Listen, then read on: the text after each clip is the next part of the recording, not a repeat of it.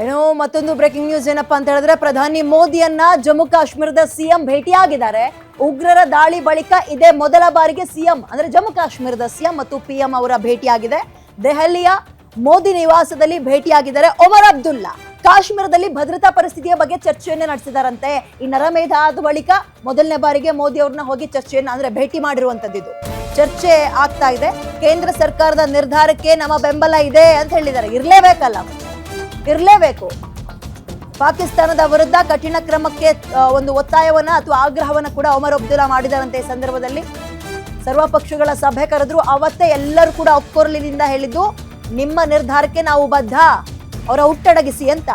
But ಘಟನೆ ಆದ್ಮೇಲೆ 1-to-1 meeting ಹೋಗಿ ಹಿಂಗಾಯ್ತು. ಇದು ಮುಂದಕ್ಕೇನು ಭದ್ರತೆ ದೃಷ್ಟಿಯಿಂದ ನಾವೇನ್ ಮಾಡ್ಕೊಳ್ಬೇಕು, ಹೇಗಿರಬೇಕು ಭದ್ರತೆ ಅನ್ನುವಂಥದಕ್ಕೆ ಸಂಬಂಧಪಟ್ಟಂತೆ ಒಮರ್ ಅಬ್ದುಲ್ಲಾ ಜಮ್ಮು ಕಾಶ್ಮೀರದ ಸಿಎಂ ಹೋಗಿ ಪಿಎಂ ಅವ್ರನ್ನ ಮೊದಲ ಬಾರಿಗೆ ಭೇಟಿ ಮಾಡಿದ್ದಾರೆ.